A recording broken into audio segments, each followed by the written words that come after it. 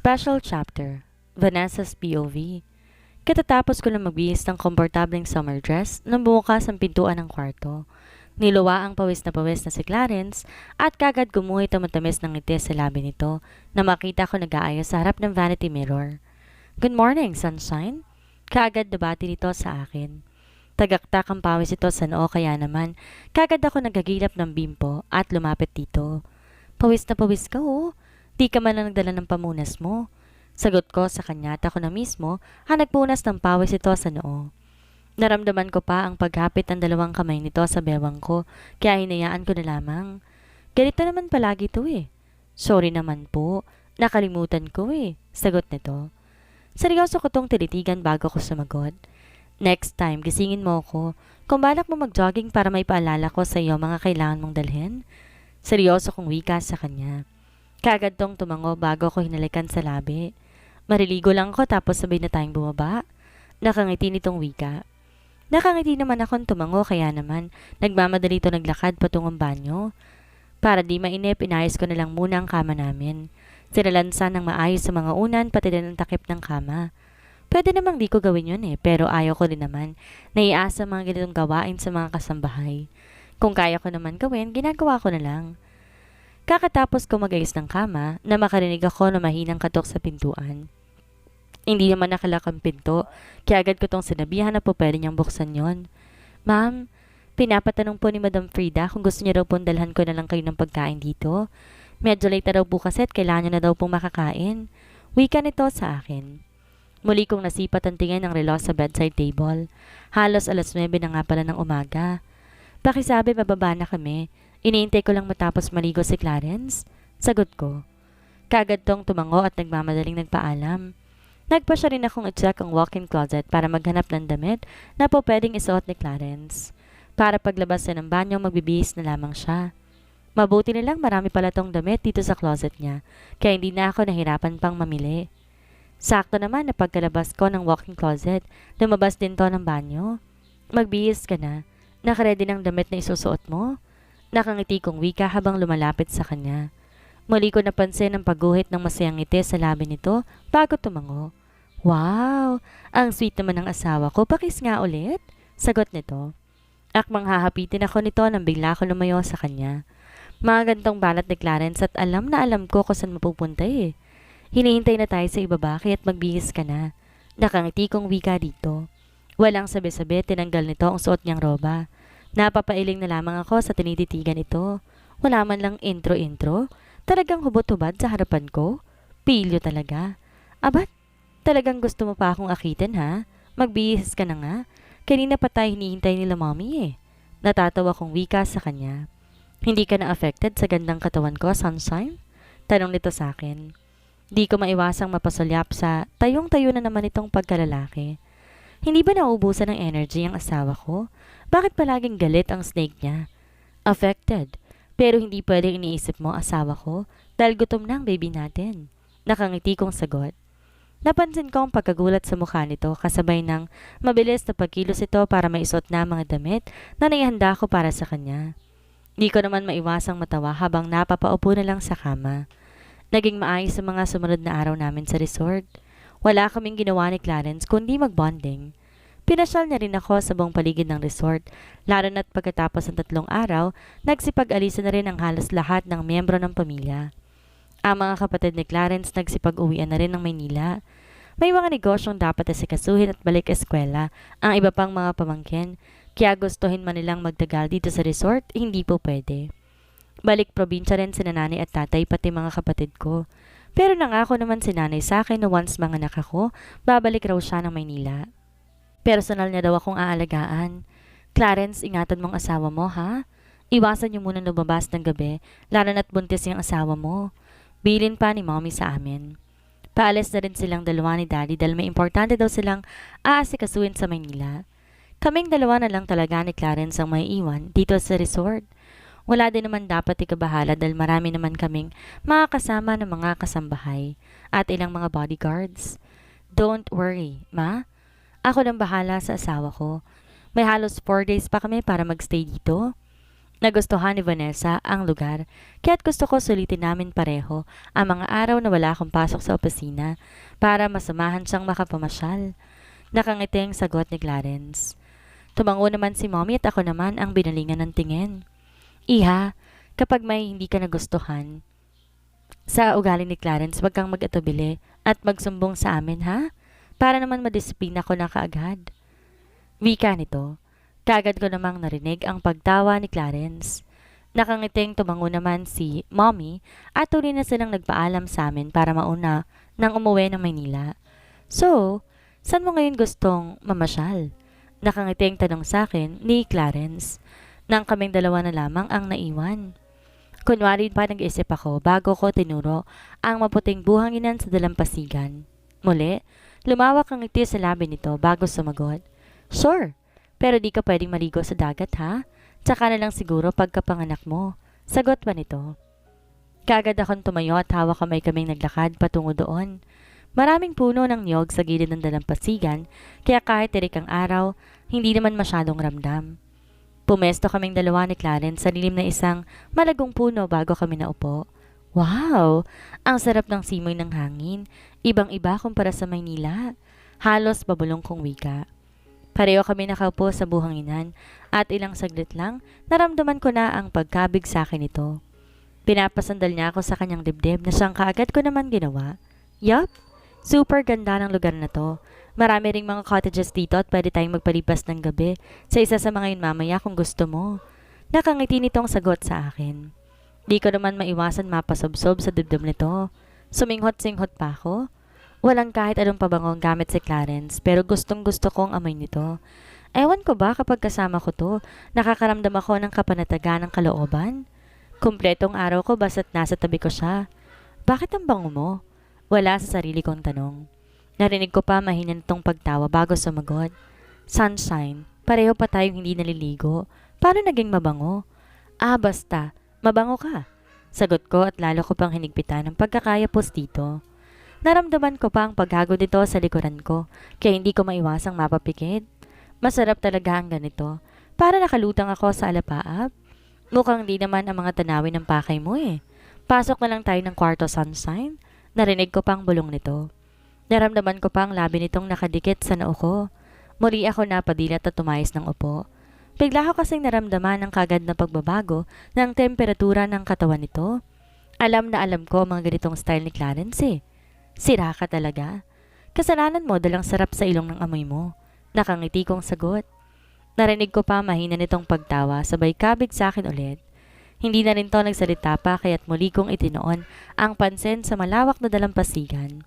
Natuon din ang atensyon ko sa kulay asul na karagatan. Napakatahimik ng paligid at ang sarap damhin ng dampi ng hangin sa balat ko. Parang ayaw ko sa cottage. Mas masarap pa rin kasi talagang matulog sa kwarto ng villa eh. Kita ang karagatan pag nakabukas ang sliding door papunta ng balcony. Nakangiti kong sagot. Tayong pagdampi ng halik sa tuktok ng ulo ko ang ginawa nito, kaya nanahimik na rin muna ako. Napakatahimik ng paligid at gusto kong busugin ang mata ko sa magagandang tanawin. Di naman nagtagal ang pagtambay namin. Napagpasya na lang namin parehong umuwi na muna ng villa para makapagpahinga ako. Medyo nakaramdam din kasi ako ng gutom gayon dami kong nakain kaninang breakfast. Balik na lang tayo dito mamayang hapon. Sabay natin panoorin ang paglubog ng araw. Narinig ko pang wika ni Clarence sa akin. Kagad akong sumang-ayon sa sinabi nito. Mas maganda pa nga siguro. Para naman mayaya ko tong maglakad mamaya sa dalampasigan. Hindi kasi namin magagawa to ngayon dahil masakit na sa balat ang sikat ng araw. Papasok na kami ng villa nang kagad kaming salubungin ni Manang Siming. Siya ang katiwanan ng Frida Velasco Beach Resort at halos 2 dekada na rin daw tong naninilbihan sa pamilya Velasco. Kaya naman di nakaligtas sa paningin ko kung paano to trato ng maayos ni Mommy Frida. Halos pamilya ng turing sa kanya ng lahat ng miyembro ng pamilya. Sir, Ma'am, nandyan po si Sir Jiho. Ilang minuto pagkaalis ni na Madam at Senyor kanina, dumating din po siya. Balita nito sa amin. Pareho naman kaming nagulat ni Clarence. After ng kasal namin, kaagad na nagpaalam si Jiho sa lahat na babalik siya ng Maynila. May importante raw siyang aasikasuhin kaya naman nakapagtatakang presensya niya ngayon dito sa resort. Nasaan po siya? Tanong ni Clarence. Kagad tinuro ni Manang Bering ang isa sa mga cottage malapit sa pool. Mula sa kinaroroonan namin, tanaw namin ni Jiho na tahimik nakatitig sa kawalan habang may hawak na kopita na kung di ako nagkakamali, alak ang naman noon. May problema ba ang pamangkin ko? Hindi ko maiwasang bulong kay Clarence. Umiling to at muling binalingan ng tingin si Manang Siming. Manang, sa cottage na po kami kakain ng lunch? Nakangiting imporma ni Clarence. Kagad naman tumango si Manang Bering at nagpaalam na. Ano kayang nakain ng kolokoy na yan at talagang bumalik pa dito? Narinig ko pang bulong ni Clarence. Hinawakan ako nito sa kamay at sabay kami naglakad patungo sa kinaroroonan ni Jiho na nooy di man lang napansin ang paglapit namin. Himala, muli kayatang bumalik ng resort. And besides, ang aga ng alak na yan ha? Don't tell me tinamaan ka na rin ng problema. Kagad nawi ka ni Clarence sa pamangkin pagkalapit namin. Kagad napalingon ang tingin sa amin ni Jiho at hindi nakaligtas sa paningin ko ang namumula nitong mga mata. Mukhang ilang araw na tong di nakatulog ng maayos at may ilang bakas din ng bigote ang nag-uumpisang tumubo sa mukha nito. Palatandaan na napabayaan itong sarili. Uncle, ganito ba kalaki ang sakit kapag mabigo sa pag-ibig? Diretsahan itong tanong. Di ko alam kung matatawa o maaawa ba ako kay Jiho. Huwag yan sabihin in love siya, talagang pinuntahan pa kami dito sa resort para sabihin yun kay Clarence. Anong sabi mo? Broken hearted ka? Tanong ni Clarence. Seryoso pa nitong tinitigan ng pamangkin na nooy nag-uumpisa ng maluha. Sino maswerteng babae? Tanong ko. Muling sumagi sa isipan ko si Ate Elma. Oo nga pala. Bago kami pumunta dito sa resort, nakausap ko pa siya. Umiiyak dahil sa relasyon nilang dalawa ni Jiho. So, posible kayang si Ate Elma ang iniiyak-iyakan ngayon ni Jiho? Gosh, bakit ba napakamasekreto nila? Sa buong Velasco mukhang ako pa lang ang nakakaalam na ibinahay niya na si Ate Elma. Tell me, sinong malas na babae ang nakasilo sa loko-loko mong puso? Tanong ni Clarence. Kagad ko naman tong kilalabit sa tagiliran. Sa tono ng pananalita nito mukhang gusto pa yata nitong asarin ang pamangkin. Si Ate Elma ba? Diretsahan kong tanong. Mukhang ayaw magkwento ni Jiho kaya naman wala akong choice kundi banggitin ang pangalan ni Ate Elma. Di naman ako nabigo dahil agad na binaling ni Jiho ang tingin sa akin. May ilang buti ng luha sa mata nito habang tumatango. Paano mo nalaman? Tanong nito. E di confirm, si Ate Elma nga ang iniiyakan nito. Iniwan niya na ako. Umalis siya ng kondo at di ko alam kung saan siya nagpunta. Muling wika nito.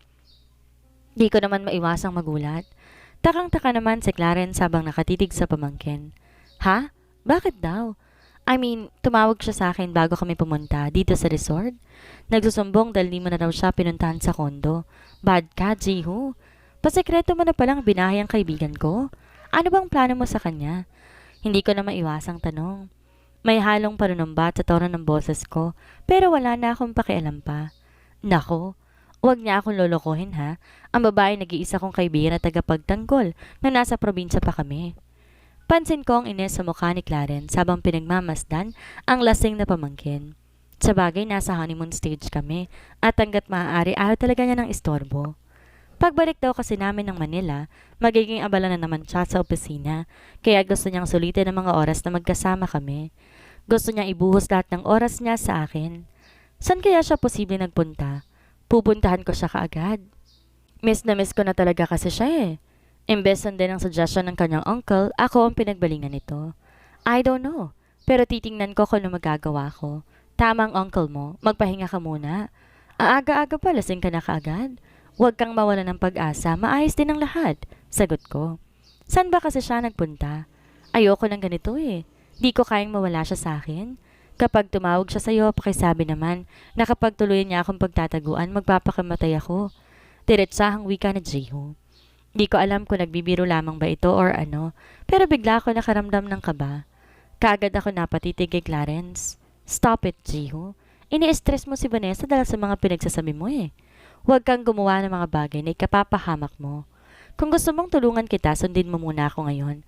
Magpahinga ka kapag hindi ka nalasing, mag-usap ulit tayo. Maotoridad na wika ni Clarence sa pamangkin. Hindi ko alam kung namamalikmata lang ako or ano paman, pero agad kong napansin ang pag-iyak nito. Siguro nga mahal din ito si Ate Elma at hindi lang sila nagkakaintindihan.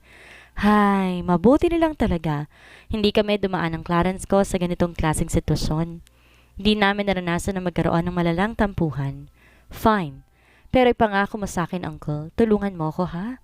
Hindi ko kayang mawala siya sa akin. Mamamatay talaga ako, Uncle. Sagot naman ni Jiho. Makulit na rin siguro to dahil languna sa alak. Napansin ko naman ang bahagyang pagngumi ni Clarence dahil sa narinig niya.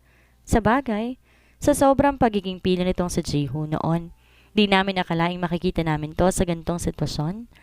Easy-go-lucky lang to kapag nagkikita kami. Palagi tong masaya at hindi yata naranasan sila ng buhay na magkaproblema. Ngayon lang at dahil pa sa isang babae. Kahapon ko pa hindi nahahawakan ng cellphone ko, kaya naman pagkatapos namin kumain ng lunch, bala kong tawagan si Ate Elma. Pareho silang kawawa ni Jiho kung magtitikisan lang sila. Pareho naman nilang mahalang isa't isa. Bakit kailangan pa nilang pahirapan ang mga sarili nila? Dito ka na lang muna, Sunshine. Aalalayan ko lang ang makulit na to sa loob ng villa. Mukhang walang tulog kaya hindi nakapag-isip ng matino. Paalam ni Clarence sa akin. Nakaalala na to sa kanyang pamangkin para ihatid na sa isa sa mga bakanteng kwarto ng villa. Nakangiti naman akong tumango. Nasundan ko na lang sila ng tingin habang papasok sila ng villa. Di ko rin naman maiwasan na mag-alala sa isipin saan pa rin nagpunta si Ate Elma. Kung umalis to ng kondo, saan siya tumutuloy ngayon? Hay, bakit ba nakaligtaan kong tungkol sa kanya? Kung alam ko lang aalis siya ng kondo, dapat pala niyaya ko na lang siya dito sa resort. Nakapag-bonding pa sana kami at nakapag-usap pa sana sila ng masinsinan. Ni Jiho. Hindi sana broken-hearted ang Jiho na yun ngayon. Di naman nagtagal, muli akong binalikan ni Clarence dito sa cottage. Kaagad naman daw nakatulog si Jiho, kaya wala nang dapat pang ipag-alala. Naghintay lang kami ng ilang minuto at dumating na rin ang pagkain namin dito sa cottage, kaya't kaagad namin kumain habang pinag-uusapan namin tungkol sa sitwasyon ni Jiho. Hindi ba't kaibigan mong Elma na yon? Alam mo ba kung nasan siya ngayon para ipasundo natin siya? Nasa kalagitnaan kami ng pagkain nang marinig kong tanong na yon ni Clarence. Saglit ako natigilan bago umiling. Di ko alam kung nasan siya ngayon pero pwede ko siyang tawagan. Nakangiti kong sagot. Nag-aalala ako sa sinabi ni Jiho kanina eh. Baka totohanin niya. Baliw pa naman yun minsan mag-isip. Sagot nito. Natigilan naman ako. Oo nga pala. Kalog at may pagkapilo sa Jiho pero nakakatakot pa rin ang nabanggit niya kanina. Ayoko siyang mapahama kung pwede naman namin siyang tulungan. Alam kaya ito ni na Ate Gift? I mean, mabait si Ate Elma. At kung nagmamahalan silang dalawa, dapat maging legal din sila sa mata ng mga kapatid mo. Sa mommy at daddy ni Jiho. Nakausap ko si Ate Elma before tayo pumunta dito sa Batangas at nabanggit na sa akin na pasikreto na raw sila nagsasama ni Jiho. May pinag-awayan sila kaya't ilang linggo na hindi nagpapakita sa kanya si Jiho kaya't siguro napuno na siya at umalis ng tuluyan ng kondo. Mahaba akong sagot. Napansin ko ang pagkunot ng noo ni Clarence dahil sa sinabi nito. Wala nababanggit sina Ate Gift at Kuya Rowan tungkol dito. Kagong Jiho. May pasikre-sikreto pang nalalaman at ngayong iniwan siya basta na lang siya maglalasing. Pati tayo dinamay pa sa pagiging broken-hearted niya. Sagot ni Clarence. Baka sa boses nito ang inis. Kagad ko tong hinawakan sa kamay para pakalmahin. Hayaan mo na muna. Tatawagan ko na lang si Ate Elma at aalamin ko kung nasaan siya. Tutulong ako sa kanilang dalawa hanggat kaya ko. Nakangiti kong sagot. Nagkaroon ka patuloy ng obligasyon. Imbes na relax ka na lang sana, nadamay ka pa sa problema ng pamangkin ko. Sagot ni Clarence. Hayaan mo na. Hindi na rin naman iba sa akin si Jiho eh. Mabait din siya at maayos ang pakikitungo niya sa akin. Si Ate Elma naman ganun din. Tagapagtanggol ko kasi siya laban sa mga nambubuli sa akin noon.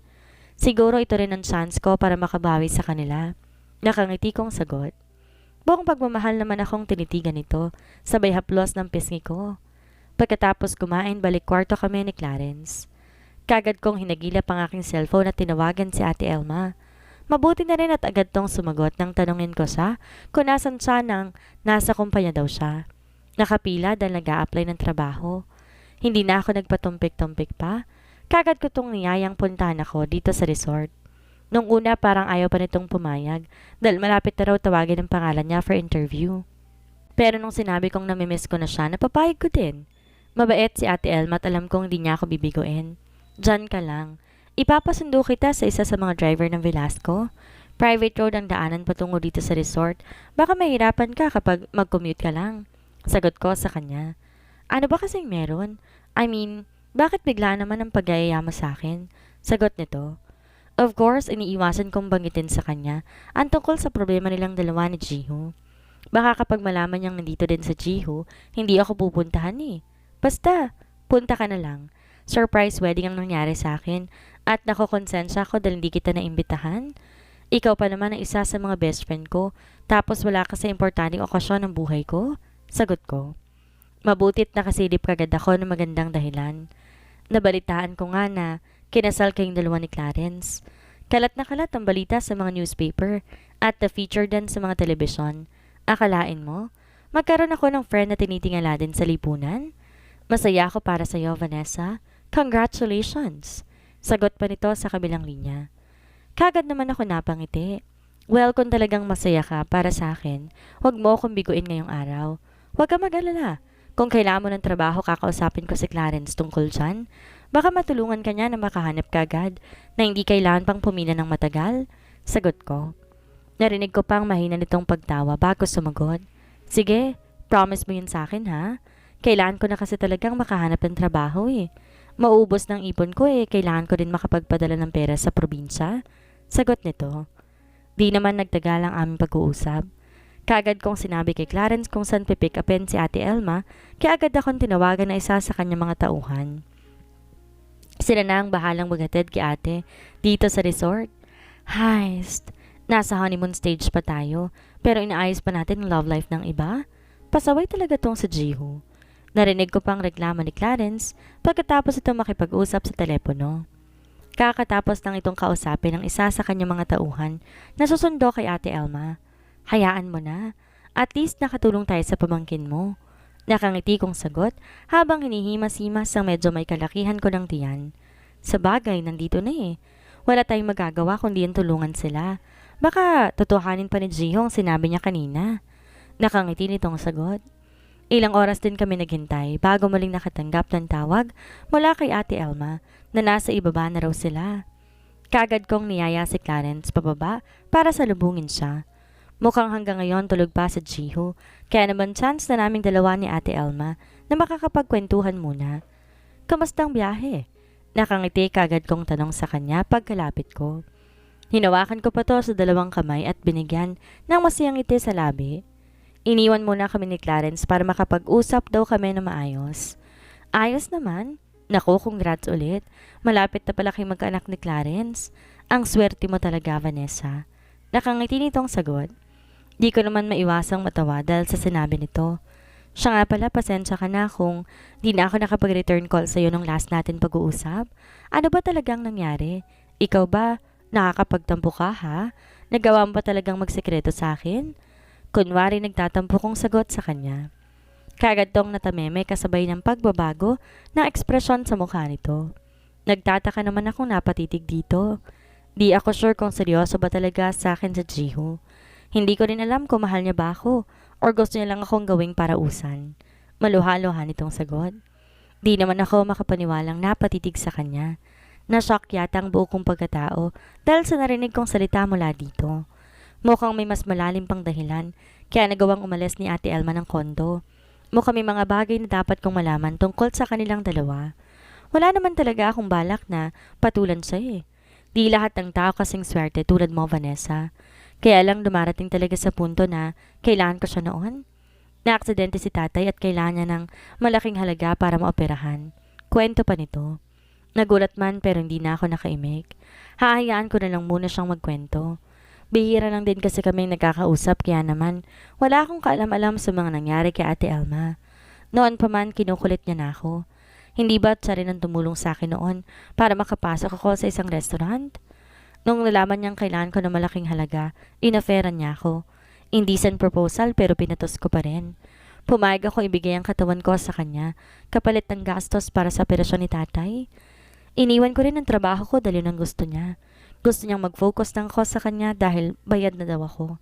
Hindi ako pwedeng umatras dahil may kontrata siyang pinapirmahan sa akin. Di ako pa pwedeng umalis hanggat di siya magsasawa sa akin. Mahaba nitong sagot. Sunod-sunod din ang pagturo ng duha sa mga mata nito habang nagkukwento. Lalo ko nagulat. Di ko akalaing may mga ganitong pangyayari pala sa buhay niya. Sa buhay nilang dalawa ni Jiho. Anong sabi mo? Nagawa ni Jiho yan sa'yo? Sagot ko. Hindi ako makapaniwala na may ganong pag-uugali sa Jiho. Ni sa hinagap di man lang sumagi sa isip ko na magagawa nitong mag-take advantage sa kalagayan noon ni Ate Elma. Imbes tulungan niya na lang, nagawa niya pa talagang gawing bed slave ang best friend ko kapalit ng pera. Sa mga nalaman pakiramdam ko, biglang gumuho ang mundo ko. Nakaramdam din ako ng panlamig ng buo kong katawan. Na-realize ko hindi ko pa pala lubusang kilala sa Jiho. Hindi pala siya mabait na tao dahil nagawa niyang pagsamantalahan ng kainaan ni Ate Elma. At pumayag ka. Bakit? I mean, hindi mo to nababanggit sa akin noon. Gago ang Jiho na yon. Dapat nga pala talaga sa kanya, iniwan mo eh. Di niya man lang naisip ko ng posibleng epekto sa'yo ng ginawa niya. Naiinis kong sagot. Di ko maiwasan maawa kay Ate Elma. Hindi na nito napigilan pa ang lalong mapaiyak. Awang-awa naman akong napatidig sa kanya. Pakiramdam ko ay biglang sumakit ang ulo ko sa mga nalaman ngayon. Kung kailan di ako pwedeng ma-stress dahil buntis ako, mukhang di ko to may iwasan ngayon. Humanda sa akin ang Gio na yan. Hindi siya mapaparusahan sa ginawa niya kay Ate Elma.